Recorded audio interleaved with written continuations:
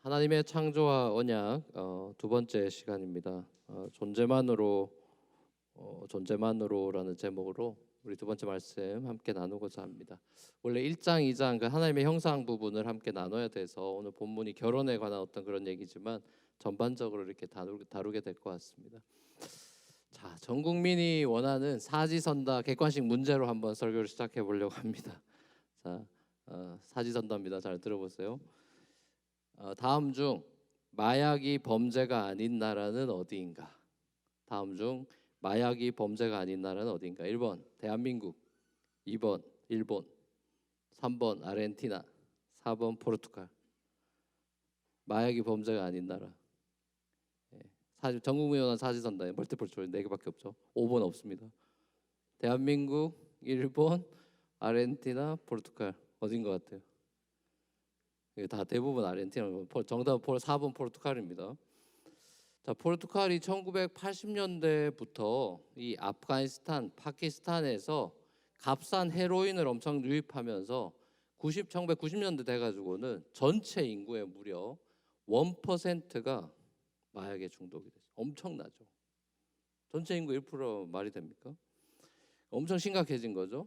그래서 이제 주사기를 돌려 쓰기도 하고 사람들이 또 누가 버린 거를 재사용하기도 하고 막 이러면서 그럼 어떤 일이 벌어지죠 또? 에이즈가 이제 감염률이 높아졌죠.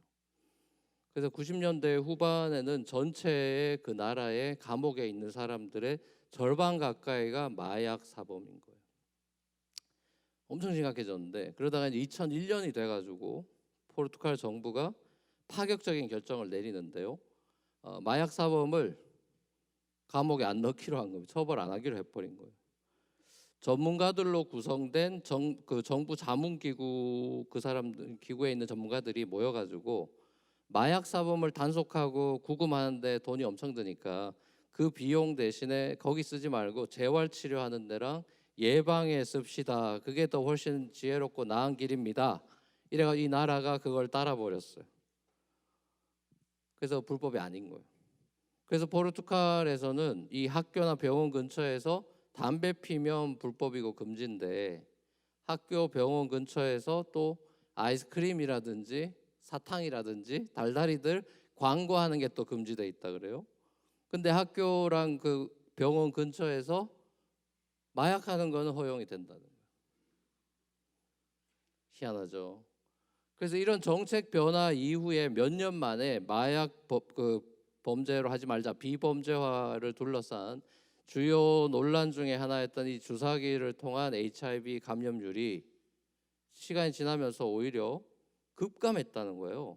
그래서 2000년부터 2008년 사이에 교도소 수감자 수도 16.5% 감소했다는 거예요. 그래서 나랏돈 공적 자금이 교도소에서 이제 재활시설로 이동을 하면서 약물 과다 복용률도 감소하고, 그러니까 우려했던 마약 사용 급증을 보여주는 증거도 안 나왔다. 그래서 포르투갈에서 이거 비범죄하는 거 이거 안 된다라고 반대하고 막 그랬던 사람들, 그래서 또 전 세계에도 그런 사람 반대 진영이 더 많겠죠. 그래서 이 사람들이 우려했던 전형적인 어떤 공포의 퍼레이드는 어느 것도 실현되지 않았다, 이런 식으로 2009년에 미국의 케이토 연구소가 보고서를 발표를 했습니다.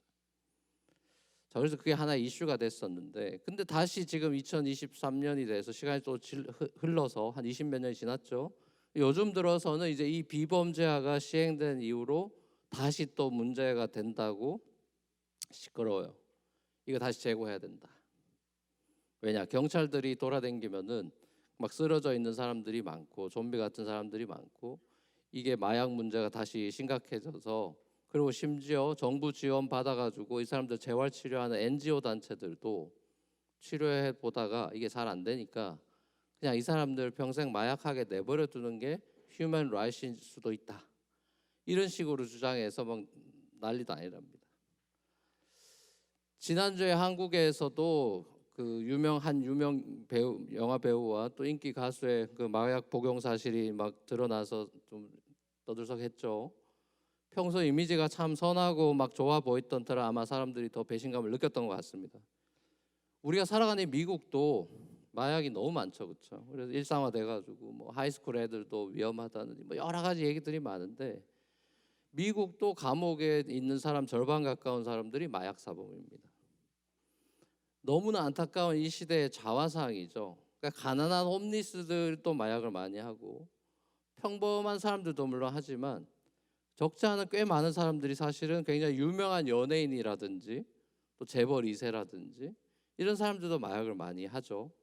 그러니까 일시적인 쾌락, 흥분, 그래서 막 도파민 엄청나게 올리게 하는, 그래서 이제 이 세상으로부터 이제 도피시켜주는 그런 일탈의 수단이 현대인들에게 많이 되고 있는데, 자, 그래서 뇌과학자들이 걱정을 많이 하죠. 이게 뇌가 점점 망가지고 전두엽에 문제가 생기고 이제 인생을 망칠 수 있기 때문에 많은 나라들이 이걸 범죄로 지정을 해서 어떻게든 마약의 확산을 막으려고 애쓰고 있는 거 아니겠습니까? 근데 이제 그걸 보면서 제가 어쩌면 이 시대에 선악과가 많은데 그 중에 하나가 이 마약일 수도 있겠다 이런 생각을 해봤습니다. 뭐 좀 감옥의 절반이 마약 사범이라니까. 자, 저는 이런 마약 중독을 비롯한 오늘날의 문제가 되고 있는 여러 가지 중독들이 하나님의 형상으로 지음받은 인간으로서의 그 디그니티, 존엄을 스스로가 잃어버리고 에덴을 떠나게 된, 에덴을 또 추방당한 인간의 실존이겠다 싶습니다. 마약을 법으로 뭐 막을 수가 있겠습니까? 많은 전문가들이 하나같이 하는 말은 마약은 약물 치료 뭐 이런 것도 필요하지만 결국엔 심리 치료가 훨씬 더 중요하다. 그렇게 얘기해요. 심리 치료. 그러니까 그 얘기는 뭡니까? 모든 인간의 모든 문제의 근원에는 마음이 있다라는 얘기고, 그 마음의 문제는 결국 어떤 문제로 귀결이 되죠? 죄의 문제로 귀결이 되는 거예요. 에덴 바깥의 인간이 쉽게 말하면 누구나 구원이 필요한 존재라는 거죠. 그러니까 인간 스스로가 자기 자신을 구원할 수 없고 소위 말하는 존재론적인 외로움, 공허함, 자, 이런 것들을 스스로 해결할 길이 없는 거죠. 특히나 요즘같이 이렇게 무한 경쟁, 적자 생존 이런 시대에 인간의 이 휴먼 디그니티라고 하는 인간의 존엄이라고 하는 것이 점점 더 땅바닥에 떨어지게 됐죠. 자, 그러다가 요새는 이제 뭐 AI 시대가 됐다느니 로봇 시대가 됐다느니, 그래서 뭐 AI 로봇 이런 것들이 인간의 많은 직업을 빼앗는다, 생존을 위협하는 시대로 가고 있다. 그래서 많은 사람들에게 적지 않은 막연한 두려움을 주는 그런 내러티브들도 엄청나게 유행하는 시대가 됐습니다.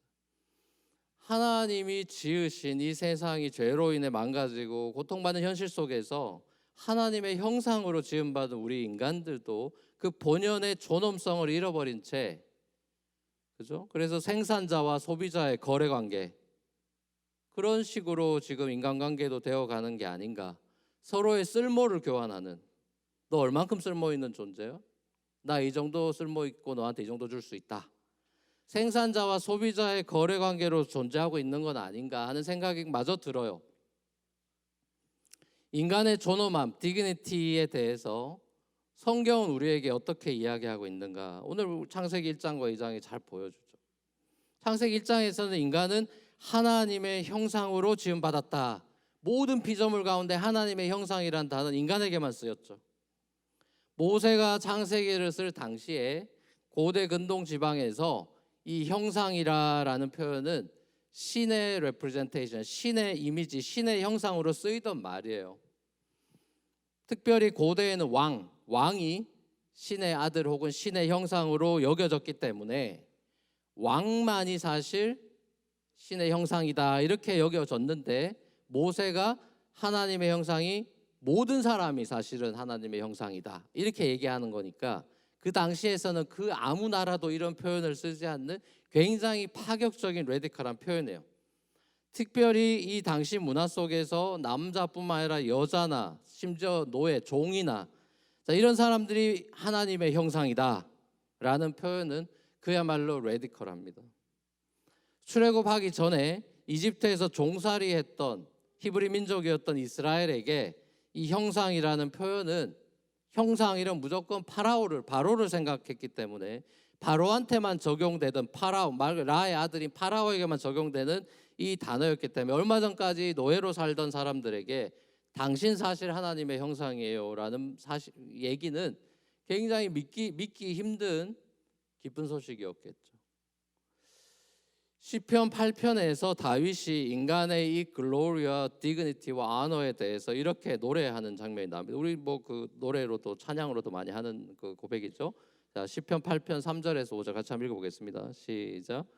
주의 손가락으로 만드신 주의 하늘과 주께서 베풀어 두신 달과 별들을 내가 보오니 사람이 무엇이기에 주께서 그를 생각하시며 인자가 무엇이기에 주께서 그를 돌보시나이까. 그를 하나님보다 조금 못하게 하시고 영화와 종기로 관을 씌우셨나이다. 아멘. 네. 하나님의 창조에 대한 노래를 하다가 인간에 대해서 인간은 하나님이 영화와 종기로 관을 씌우셨다. 관이란 건 당연히 왕관 아닙니까? 왕관을 쓴 존재로 지었다. 하나님보다 조금 못하게 하셨다라는 이 표현이 저 굉장히 놀랍죠. A little lower than God 이렇게 영어로도 번역이 되어 있는데 하나님 영광에는 물론 비교조차 될 수 없지만 하나님의 영광으로 지음받은 인간의 영광이라는 것이 얼마나 놀라운가. 자연 어떤 만물보다 뛰어나다라는 고백이겠죠. 자, 하나님이 창조하신 이 인간의 영광이 얼마나 놀라운지 오늘 우리가 읽은 본문에서도 인간 창조의 절정인 하와의 여자의 창조 앞에 이 아담이 감탄하고 노래를 부르죠. 이제야 나타났도다 이러면서 막 감탄하고 당신이 나의 살 중에 살이고 뼈 중에 뼈로다. 최초의 사랑 고백과 감탄하는 장면이 나옵니다. 그러니까 성경이 인간에 대해서 로우 뷰를 가지고 있지 않고 굉장히 인간론에 대해 있어서 하이 뷰를 가지고 있다는 거예요. 하나님이 죄인이 돼가지고 타락해버린 인간조차 그 죄인된 인간들을 바라볼 때조차도 뭐 쓰레기로 바라본다거나 벌레로 바라보지 않는다는 말이죠. 그걸 우리가 신약에서도 확인할 수 있죠. 이 땅에 오신 하나님이신 예수님이 세리를 대할 때나 창녀, 사람들이 인간 쓰레기라고 하는 그런 사람들을 바라볼 때 성자 예수님은 그 사람들을 존엄한 인간으로 한 인격체로 왕관을 쓰고 있는 인간으로 바라보는 장면을 우리가 보죠. 그렇죠? 자, 이건 너무나 중요한 비블리컬한 퍼스펙티브라고 생각합니다. 사실 우리가 어떤 사람을 인생살이하면서 직장생활이든 우리가 어떤 사회생활하면서 살아갈 때 우리가 만나게 되는 부딪히는 많은 사람들을 볼 때 때로는 우리 안에서 이런 얘기가 나올 때가 있는 것 같아요. 한숨이 나오면서 참 못났다. 저만 이런 생각을 합니까? 때로는 그런 이게 올라올 때가 있잖아요. 심지어 남편이나 아내를 볼 때도 혹은 말 안 듣는 사춘기 자녀를 볼 때도 한숨이 나오면서 왜 하나님의 형상이 왜 이러지 뭐 이런 식으로 한숨이 나오고 그럴 때가 있는 것 같아요. 저도 그런 죄를 많이 졌던 것 같아요. 근데 오늘 말씀을 다시 한번 지난주에 묵상하면서 야, 내가 진짜 엄청 교만하고 참 하나님 앞에서 몹쓸 짓을 했구나. 엄청 회개가 되더라고요. 너무 쉽게 빨리 판단하고 정죄하고 함부로 말을 내뱉었구나. 그래서 제가 이제 저 결심을 해서 이 원고문을 쓰다가 이제 앞으로 나는 다시는 못났다 이런 생각과 말을 하지 않아야겠다. 혹시 말을 해야 될 일이 있으면 이렇게 하자 이러면 제 나름의 월드가 있어요. 가르쳐 드릴까요? 못났다 싶을 때 그냥 저는 결단을 했어요. 안타깝다 이렇게 표현하기로 생각을 했어요. 옆 사람한테 한번 얘기해 보세요. 딱 바라보면서 참 안타깝다 당신 참 안타깝다. 하나님께서 이런 관점에서 하나님의 원수된 죄인이 돼버린 우리를 바라보시고 사랑해 주세요. 그렇죠? 원수된 우리도 하나님의 형상으로 비록 이지러져 있고 브로큰 되어 있지만 하나님의 형상이 그대로 아직도 DNA가 지문이 남아있기 때문에 하나님의 지문으로 지음받은 존귀한 존재이기 때문에 그런 거겠죠. 죄가 인간의 영광과 존엄을 빼앗아가고 수치와 불명예를 안긴 것이 틀림없지만 하나님은 모든 사람에게 여전히 남아있는 하나님의 그 소중한 형상을 바라보시죠. 하나님께서는 인간이란 존재와 인간이 살아가는 이 인생이라고 하는 삶, 자, 이것에 대해서 우리 자신이 생각하는 것보다 하나님은 인간의 존재와 삶에 대해서 훨씬 더 거룩하고 신성하게 여긴다 이거예요. 하나님이 우리의 존재와 우리의 삶에 대해서 훨씬 더 홀리하고 세이크리드한 걸로 생각하신다. 왜요? 인간에게만 하나님의 숨결, 하나님의 루하를 넣어주셨으니까. 하나님의 형상, 하나님의 이미지를 닮아 있다. 신성한 존재, 신의 것이 들어와 있는 하나님의 형상이란 말이 뭐 쉽게 표현하자면 우리 시대의 표현으로 바꿔보자면 하나님의 자식 같은 존재로 지었다는 거겠죠. 뭔가 닮아 있는. 에베소서 2장 10절의 말씀처럼 인간은 하나님의 포에마다. 하나님 앞에서 포에마라는 단어를 쓰고 있는데 그게서 이제 포엠이라는 시가 나왔는데 그 단어는 마스터피스라는 뜻이죠. 하나님의 최고의 걸작품이 바로 인간이다. 인간 창조가 결국 하나님 창조사에게 절정이고 꽃이고 마지막 날의 클라이막스인데 창세기 그래서 2장에 와서 다시 휴먼 크리에이션에 대해 세퍼레이트하게 다시 디스크라이브를 하고 있는 거 아닙니까? 하나님의 형상으로 창조된 인간의 영광 속에는 사실은 다양한 에스펙트가 있지만 우리 하나님이 성부와 성자와 성령이잖아요. 이 성부, 성자, 성령 하나님이 삼일체 속에서 공동체적으로 누리는 사랑이 있죠, 그렇죠? 서로를 사랑하시잖아요. 이 사랑의 영광이 우리 인간에게 리프로듀스 돼서 들어있는, 우리에게 영광을 주셨다 할 때 삼일체가 누리고 계시는 이 사랑의 영광이 우리에게 들어온 거예요. 그것이 이제 결국에는 가장 비비드하게 드러난 것이 남녀의 둘인데 하나라고 얘기하는 결혼이죠. 너희가 한 몸이 됐다. 마치 삼일체, 세 분인데 하나인 것처럼 둘의 남녀가 분명히 다른 인격체인데 너희가 한 몸이 됐다라는 결혼에서 삼일체의 그 영광을 리프로듀스하는 장면을 봅니다. 왜냐하면 가장 빛나는 영광은 사랑의 영광이기 때문이죠. 자, 이런 의미에서 하나님의 그 빛나는 영광과 아름다움의 극치가 어디에 있느냐?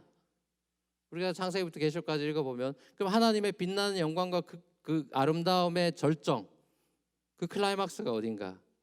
성경의 클라이막스인 십자가입니다. 십자가. 죄인을 위해서 십자가를 지신 예수님에게서 우리는 신적인 영광과 아름다움의 극치를 보는 것입니다. 기독교의 영광이 그래서 십자가에 있는 거예요. 이 세상을 가장 빛나게 하고 상대방을 가장 빛나게 하는 것은 결국 사랑이기 때문이죠. 하나님께서 세상을 이처럼 사랑하사 독생자를 아낌없이 주셨죠. 하나님의 완전한 형상으로 이 땅에 오신 예수님, 골로새서 1장에 나오듯이 하나님의 perfect image of God이 예수님이라면 그 예수님께서 죄인들을 구원하기 위해 이 땅에 오셨는데 정작 인간들은 그 예수의 영광을 싫어하죠. 그래서 십자가의 자리로 내몰아서 죽여버리죠. 사람들이 신을 수치의 자리, 그 당시에 최고의 수치의 자리가 십자가죠. 빨가벗겨서 이제 놔두는 완전 디휴머나이즈 하는 곳이죠. 그 수치의 자리에 신을 매달았는데 정작 매달린 신은 그 십자가의 자리를 영광스러운 자리로 여기는 아이러니를 보는 겁니다. 넷플릭스 드라마 더 글로리의 드라마 작가인 김은숙 작가의 인터뷰 영상 그것들이 몇 가지 짤로 이렇게 유튜브에 나오는데 제가 이제 한두 개를 보면서 이 십자가의 영광에 대해서 다시 한번 생각해 보게 됐는데 이 짧은 동영상 1분도 안 된 짧은 동영상 같이 한번 보시고 제목을 제가 말씀 이어가겠습니다. 그래서 고민하던 중 피해자분들의 글들을 많이 읽게 됐어요. 그분들의 공통점이 현실적인 보상보다 가해자의 진심 어린 사과를 원하신다고 하더라고요. 근데 새 속에 찌든 저로서는 진심 어린 사과로 얻어지는 게 뭘까를 고민했는데 그러다가 얻는 게 아니라 되찾고자 하는 거구나. 그 폭력의 순간에는 눈에 보이지 않는 걸 잃게 되잖아요. 인간의 존엄이나 명예나 영광 같은 것들. 그래서 그 사과를 받아내야 비로소 원점이고 거기서부터 시작이구나라는 생각이 들어서 제목을 더 글로리로 지었고요. 그게 동은이나 현남이나 여정이 같은 이 세상의 피해자분들께 드리는 응원이었습니다. 그분들의 원점. 네, 감사합니다. 자, 이분이 크리스찬인지 그건 잘 모르겠어요. 근데 아무튼 인터뷰를 보면 그래서 더 글로리를 줬구나 이런 생각이 들었고 좀 더 이해하게 됐고요. 근데 이제 이 인터뷰를 들으면서 하나님의 형상으로 지음받은 인간이 폭력이나 이런 걸로 인해서 이제 그게 디휴머나이즈가 디그니티가 없어지고 이런 얘기들이 이제 더 글로리에 나오는 거 아닙니까? 근데 이분도 지금 그걸 되찾아주고 싶다. 자, 그것은 인간은 내면 안에 깊은 곳에 우리가 잃어버린 영광을 향한 목마름이 있다는 걸 보여주는 거예요.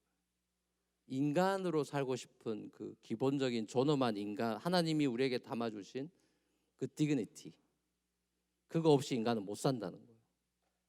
인간이 돼야 된다는 거예요. 그 잃어버린 영광을 향한 목마름, 다시 말하면 잃어버린 에덴을 향한 근원적인 인간들의 갈망. 아버지 집을, 그걸 이제 C.S. 루이스는 아버지 집, 그 천국을 그리워하는 갈망으로 그렇게 또 묘사하기도 하죠. 인간에게 있는 근원적인 갈망. 솔로몬은 전도서 3장에서 그것을 인간은 모든 인간들에게 하나님이 마음에 영혼을 사모하는 마음을 주셨다라고 얘기하죠. 그 근원적인 갈망. 그 이제 존 칼빈 같은 그거를 종교의 씨앗을 마음에 심어 주셨다. 다 똑같은 얘기. 제가 이 인터뷰를 들으면서 가만히 생각해 보니까 우리 예수님이 우리 인간들의 폭력의 피해자구나. 예수님이 학폭의 피해자예요.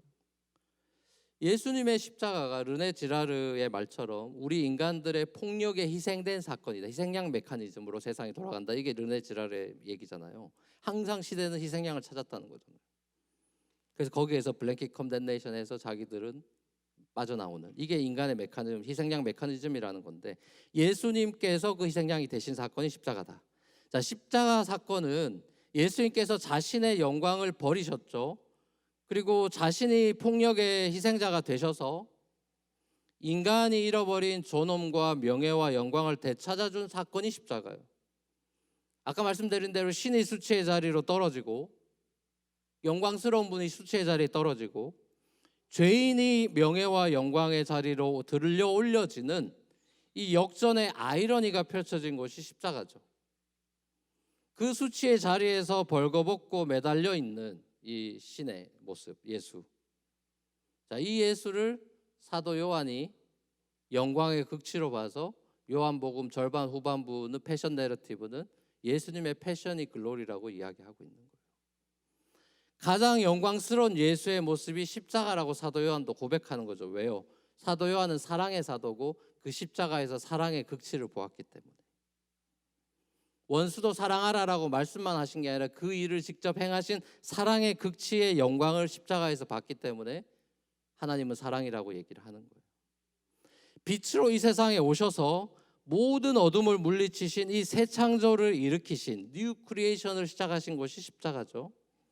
말씀이 육신이 되어 오신 예수께서 말씀으로 리크리에이트 하신 게 아니라 이제는 자신의 몸을 버려서 우리를 구원해내시고 새 창조를 일으키시고 우리가 잃어버린 영광, 디그니티와 글로리를 되찾아줘서 우리를 원점으로 되돌려 놓고 그 원점에서 더 글로리파이 시키는 것이 바로 십자가예요. 우린 창세기 1장과 2장에서 인간을 존엄하고 영광스러운 존재로 대하셔서 아담에게 모든 걸 다 주시는, 에덴에 플레이스 시켜서, 에덴이란 건 천국의 모형이니까 그 천국의 모형을 다스리게 하시는 대리 통치자, 그 영광스러운 왕 같은 권세를 주셔서 하나님이 만드신 선하고 아름다운 창조를 다스리는 권세를 주는 장면을 보죠. 그게 컬처 맨데이시고 이제 뭐 창조 명령이라고 하는 거죠. 많은 구약학자들이 이야기하듯이 이 에덴 동산이라는 거는 템플입니다. 성전과도 같은 것이에요. 세이크리드, 하나님을 바라볼 수 있고 하나님을 임재를 경험할 수 있고 하나님을 예배하는 장소예요. 이 에덴을 경작하게 하고 지키게 한다는 그 원어적인 의미도 성소에서 제사장의 직무를 표현할 때 쓰이는 동사이기도 해요. 그 얘기는 무슨 말이냐? 아담은 모든 사람들을 축복하고 하나님을 영화롭게 하는 그런 제사장의 역할. 근데 이 영광스러운 책무를 아담은 이제 페일하죠. 하나님을 영화롭게 하는 게 아니라 자기를 글로리파이 하려고 선악과에 손을 대죠. 실패했죠. 그렇죠? 그렇지만 마지막 아담으로 이 땅에 오신 예수님, 세컨 아담, 뉴 아담으로 이 땅으로 오신 예수님께서 왕 같은 제사장으로 왕으로 우리 섬겨주시고 이 세상 만물을 리크레이트 하시고, 특별히 히브리서나 이런 데서 강조하듯이 대제사장으로 우리 죄를 다 씻어주시고 하나님께로 다시 인도해서 에덴으로 다시 집어넣었죠. 왕으로 오신 예수님께서 우리를 다스리고 섬겨주시고 영원토록 우리와 함께, 우리가 계시록에 보면 세세토록 왕노릇 하게 되는 영광스러운 존재로 우리를 다시 회복시켜 주시고 원점으로 되돌려 놓으신, 우리의 수치를 영광의 자리로 돌려 놓으신 주님의 놀라운 은혜죠. 저는 오늘 본문을 묵상하면서 여러 가지 포인트에서 굉장히 개인적으로 참 많이 은혜를 받았는데, 나누고 싶은 얘기가 너무 많았는데 그걸 다 컷하고 딱 하나만 결론적으로 강조하고 싶습니다. 우리를 둘러싸고 있는 이 현실, 어쩌면 뉴욕이 세속의 끝판왕이라고 한다면 우리를 둘러싸고 있는 이 현실 세계는 어떻습니까? 하나님이 크리에이트한 세상이 망가져서 인간이 주인이 되고 바벨탑을 쌓고 하는 이런 세상이 되어가는, 자, 이 우리를 둘러싸고 있는 이 세상은 우리에게 사랑받을 짓을 하라고, 영광을 얻을, 네가 영광 받을 만한 퍼포먼스를 보이라고 요구합니다. 그렇죠? 애들에겐 성적표를 내놓으라 그러고, 취직할 사람들한테는 학벌 내놔라, 레주메 내놔봐라. 스펙으로, 연봉으로, 외모로, 집안 배경으로 너한테 영광스러운 게 뭐가 있냐고 내놓으라고 요구하는 것이 오늘날 우리가 살아가는 세상이에요. 그렇죠? 하지만 예수님이 이런 것들을 우리에게 단 한 번도 우리의 레주메를 내놓으라고 한 적이 없어요. 만약에 레주메로 평가되는 세상에서 예수님이 취직하려면 취직이 안 됩니다. 학위가 하나도 없어요. 목수 아들이고 아무것도 없어요. 스펙이 없어요. 예수님이 우리에게 이런 걸 요구하지 않습니다. 그렇죠? 성경은 우리가 그럴싸할 때, 뭔가 영광스러운 면들이 있을 때, 퍼포먼스가 탁월했을 때 예수님이 우리를 위해 죽고 십자가에 매달렸다고 얘기하지 않아요. 로마서 5장은 분명히 우리에게 우리가 하나님과 원수 되었을 때, 우리가 하나님 앞에서 죄인 되었을 때 예수님께서 우리를 위해 죽으셨다. 자, 그 예수님이 우리에게 요구하는 게 딱 하나가 있긴 합니다. 이건 굉장히 중요하죠. 예수님이 우리에게 아무 스펙이나 뭐 다른 거 내놓으라고 한 적이 없는데 딱 하나 요구하시는 게 있다면, 내가 너에게 모든 걸 주었듯이 너도 너의 전부와 특별히 네 온 마음을 나에게 달라는 것입니다. 주님은 우리에게 이런 고백을 쉽게 말하면 듣고 싶은 거예요. 주님, 당신이라는 존재만으로 저는 이미 빛나는 인생입니다. 왜냐하면 당신이 태양이고 내가 달이어서 당신의 영광을 쐬고 있고 난 이미 리플렉션을 하면 되니까, 이미 당신이 존재함으로 인해서 저는 이미 빛나는 인생입니다. 당신이 있어서 정말 행복한 인생입니다. 여러분, 이 얘기는요, 어른들은 잘 못해요. 근데 애들은 할 수 있어요.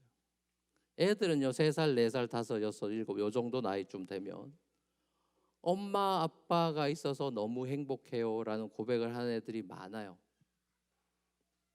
엄마 아빠의 존재만으로 이 집에서 먹고 자고 생활하고 친구들과 지내는 것만으로도 행복하다고 얘기하는 애들이 많다고요.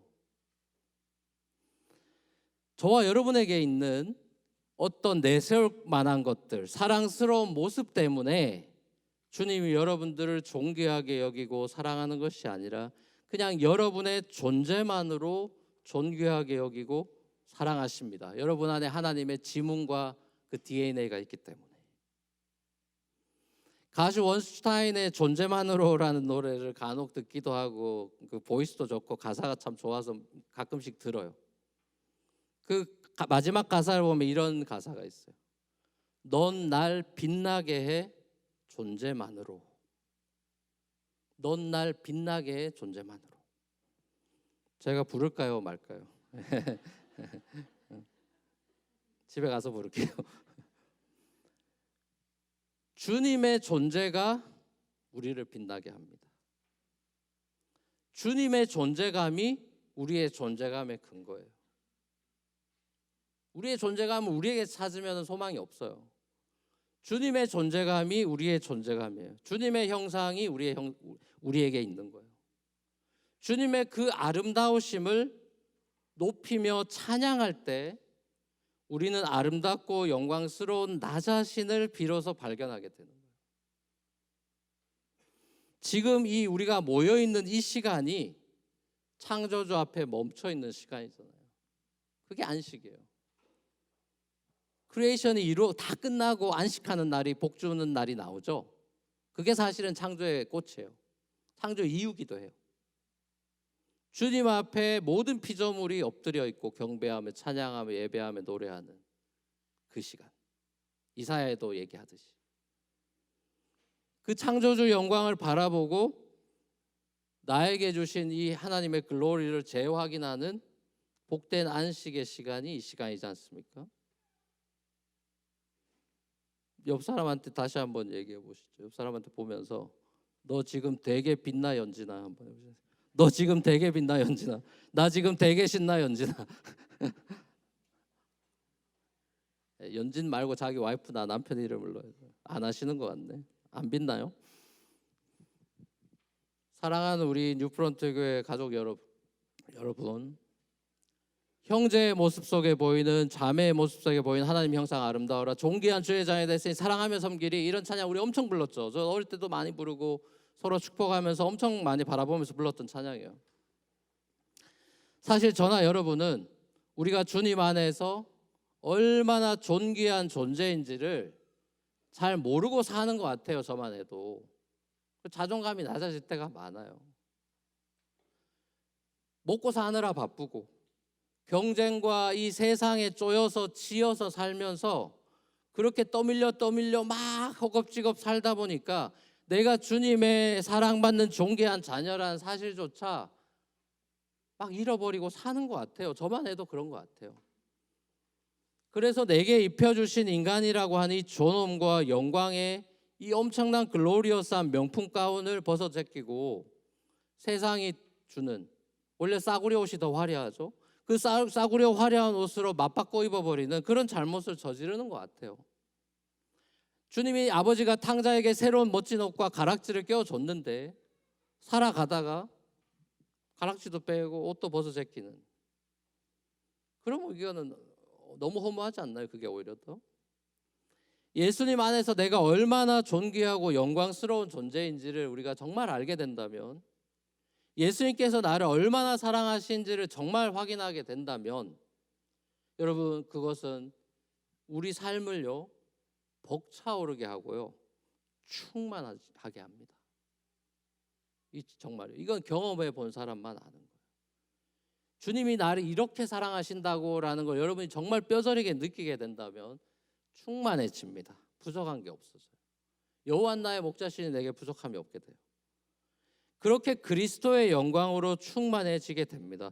여러분 안에 그 충만하신 영광스러운 그리스도가 계시기 때문에 여러분의 존재만으로 이제 여러분은 빛이 날 거예요. 빛이 되는 그런 영광스럽고 아름다운 삶을 살아가시는 저 여러분의 삶이 되기를 우리 주님의 이름으로 간절히 축원합니다.